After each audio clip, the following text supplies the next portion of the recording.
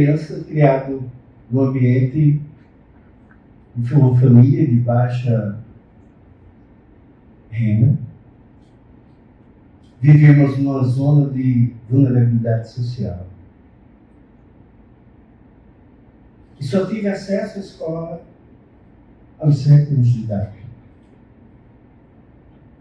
Fui à escola, mas só consegui aprender, dominar a leitura e a escrita só a partir dos 10 anos. E assim mesmo com muita dificuldade. E para sobreviver diante de tantos percalços e situações difíceis que vivíamos na nossa família, precisei trabalhar logo cedo.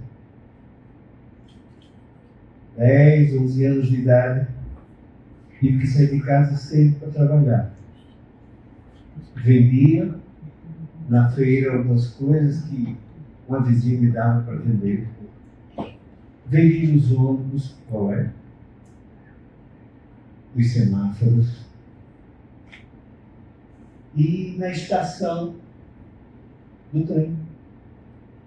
Vendi pão brasileiro, tudo para ajudar a minha família. Porque só o meu pai trabalhava e éramos 5 irmãos. Lá na escola, eu vivendo esse momento, na escola, quando fui à escola, de 1ª a 4ª série, foi um tempo assim também muito difícil para mim. Porque de 1ª a 4ª série, eu consegui aprender a ler, como já falei, só a partir dos 10 anos de escrever, mas eu me sentia na escola muito triste. Sofria muito de baixa autoestima. Eu me achava o indivíduo, o jovem, o adolescente mais feio de toda a turma. Sentia muito recriminado pelos meus colegas e vivia ali numa situação. Eu me achava inferior a todos os demais pela roupa que tinha disponível para mim, pelo calçado também, e por muitas outras situações que me deixavam muito constrangido, triste, e por isso eu me fechei no meu mundo. Foi muito difícil. Na escola, da 1ª e 4ª série, eu vi meus colegas poderem sair, comprar um lanche, e eu nunca saí da sala, porque eu tinha vergonha. Eu não podia comprar uma pipoca, uma bala, sorvete. Eu nunca saí da sala, ficava sempre lá sentado na última carteira. E além dessa dificuldade, que eu tinha, e toda essa baixa autoestima, a minha família não tinha condições de comprar os materiais necessários, e naquela época não havia o investimento que existe hoje na educação. Não havia material escolar, não havia fardamento, não havia merendas, faltava tudo. E ali, alguém podia levar um lanche, mas eu não tinha para levar o lanche. Não tinha nada em casa para levar. E eu me senti muito mal. Por isso eu tive que trabalhar, por isso que eu tive que me dedicar. E o sistema educacional naquela época era muito excludente. Muito excludente. Passei por uma situação muito constrangedora na minha infância, na adolescência, porque eu sempre tive dificuldade de entender o conteúdo. Eu gostaria que esse professor me explicasse, minha professora me explicasse os detalhes para que servia aquele conteúdo. Essa era a minha limitação. E aí, como a educação era muito excludente, existia naquela época duas filas de carteira do lado esquerdo, designada para os fracos. Pasma. Sempre me sentei da 1ª à 4ª série nas 2 filinhas dos fracos. Para completar a minha dificuldade, Eu era míope, não sabia. Até que a professora descobriu, chamou meus pais e, sem poder pagar consulta de vista, sem poder comprar óculos, meus pais pegaram um óculos que era da minha irmã, que tinha sofrido a vista, mais velho do que eu, e me botaram para me usar, sem passar por ela. E eram 2,5 graus. E isso só dificultou, né? Eu sofri tanto com essa minha visão que eu preciso essa primeira fazer uma cirurgia porque eu já estava no nível de 11 graus. E exatamente na 4ª série aconteceu algo que marcou a minha vida. E eu posso dizer que foi um divisor de águas na minha existência. E eu fui sempre um péssimo aluno em matemática. Porque as pessoas não sabiam explicar para que seria a fração no dia a dia. Eu vou usar a fração do quê? E aí eu fiquei sempre prejudicado em matemática. Na 4ª série, eu estava propenso a repetir a 4ª série exatamente em matemática. E aí eu fiz uma prova, tirei 0. Praticamente já estava perdido aquele ano para mim. Foi quando a professora, minha professora, que eu admirava demais, para mim era a mulher mais bonita que eu já conheci de todas as professoras. O nome dela era Lúcia. Uma mulher esbelte, bonita, o cabelo enorme. Você sabe né, que o aluno se apaixona pela professora, né? E mesmo com a minha falta de beleza toda, minha baixa autoestima, eu admirava aquela professora. Coisa boa. E ela ficou bem mais bela depois do que aconteceu comigo. Fiz a prova, tirei 0, ela deixou todos os alunos saírem. Foi lá no final da sala e disse: você não sai agora. Sentou ao meu lado, puxou a cadeira, olhou para mim e disse assim: Juraci, você é lindo. Já me conquistou, né? Você é lindo, você é inteligente, você é capaz. Eu vou te dar uma chance. Leva essa prova para casa, estuda esses assuntos. Claro que não vai ser a mesma prova, mas vai ser o assunto.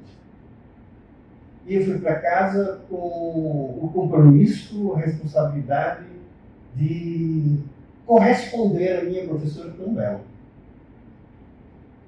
E eu senti realmente um desejo, houve uma mudança. Eu posso dizer que a mudança foi ontológica, não é? Foi do ser. Ela conseguiu alcançar a minha vida. E aí eu fui para casa, eu nunca tive tanto entusiasmo, tanta vontade de estudar. E eu estudei aquela prova, eu fiz outros exercícios, escrevi outros exercícios, resolvi outras questões e fui fazer a prova. Só para ela me deixou no cantinho, eu fiz a prova, tirei 10. A partir desse dia, nunca mais perdi um ano. E a voz de Lúcia, desta professora, continua reverberando no meu ser todos os dias. Lúcia marcou a minha história. Não obstante aos estigmas vividos pela minha família, que eu vivi, pelos meus pais. Eu ia à escola e não aprendia nada. Eu não ia ser ninguém. Eu não ia ter uma profissão. Eu não ia fazer um curso superior nunca.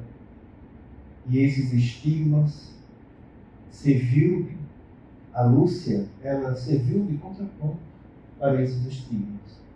Ao ponto de todos os cursos que eu fui fazer, eu fiz até hoje, eu consegui sucesso. E até hoje, ainda escuto essa voz suave dizendo no meu ouvido: você é bonito. Acredite, você vai em frente. Né?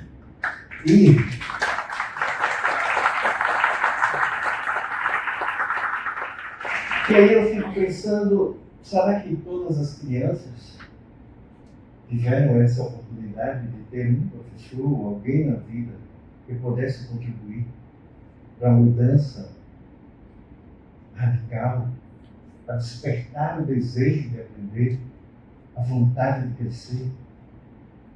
E eu fico muito preocupado com a questão do analfabetismo no Brasil. Segundo a estatística de 2023 do IBGE, nós somos 9,3 milhões de analfabetos. E olha que o Plano Nacional de Educação, que é o Plano Decenal de 2014 a 2024, na meta ele designava que a gente erradicar o analfabetismo. Né? E como é difícil, né, erradicar, eu acho que é uma palavra mais propensa para a doença, mas tudo bem. Né? Não conseguimos erradicar o analfabetismo. Aguardamos a nova proposta do Plano Municipal de Educação, do Plano Nacional de Educação, né, que foi encaminhado ao Congresso, e a gente espera que realmente a gente possa contribuir, né, de uma forma mais concreta com a nossa alfabetização no nosso país. Além desse analfabetismo absoluto, existe o analfabetismo funcional. Isso é que pesa mais ainda. Porque o indivíduo lê, até escreve, não entende. Não é? E segundo as pesquisas, uma pesquisa do Instituto Internacional, né, nós somos 68% dos brasileiros não conseguem entender o que é. Isso a gente vê no desenvolvimento da escola, do 6º ano, 7º ano, 9º ano, essa dificuldade de ler. Né? E qual o emprego que esse pessoal vai ter? Qual a perspectiva de vida? Né? O que envolve essa perspectiva? O que tem mudado a vida dessas pessoas? E qual a contribuição hoje que pode tratar essa questão dessa realidade? As políticas públicas, claro. Né? Políticas públicas, a eficácia da política pública voltada, né, a não só essa chamada erradicação do analfabetismo, mas o direito à universalidade a todos a educação. Isso nosso país tem tentado e a gente acredita no futuro, né, bem melhor. E diante de todas essas dificuldades, eu também estudei, fiz alguns cursos, né? Sou bacharel em teologia, né? Fiz pedagogia, pós-graduado em psicopedagogia, pedagogia institucional, psicopedagogia clínica, e tive uma oportunidade de ser ser coordenador da educação dos jovens e adultos do município de Arapiraca. Para mim foi uma experiência assim, marcante na minha vida. E como eu podia me identificar com a incompreensão de determinados assuntos, até porque a educação dos jovens e adultos é jovens a partir de 15 anos, e aí a idade, né, tinha turmas, né, até com choque de geração, porque tinha jovens de 15 anos que abandonaram a escola por diversos motivos, questões de emprego, trabalhavam cedo, né? E ali existiam também senhorzinhos, senhorinhas de 60, 70, 75 anos. Né? E a gente acredita que aquela experiência, para eles ali, os depoimentos daquelas senhoras, daqueles senhores, né? A vontade que eles estavam de aprender a ler uma carta, ler uma bula de remédio, né? Se comunicar, né? Através da escrita, né? Da leitura, isso era patente. Né? E uma das coisas que eu pude observar é que a educação na época era uma educação voltada somente para tirar o nível do analfabetismo. Mas a gente acredita que essas pessoas conseguiram aprender e que a gente possa realmente dar para essas pessoas a oportunidade não só de aprender a ler e escrever, mas de crescer e de ter uma experiência mais profunda e ter condições de estudar, crescer e de ter investimentos maiores para a questão profissional dos nossos alunos, tanto da EJA como de todos os setores. E eu quero deixar uma mensagem final, que é um pensamento de Paulo Freire, patrono da educação brasileira, e ele diz o seguinte: educar é um ato de amor, mas também um ato de coragem. Se você tem coragem, ajude alguém a sair do analfabetismo. Boa noite.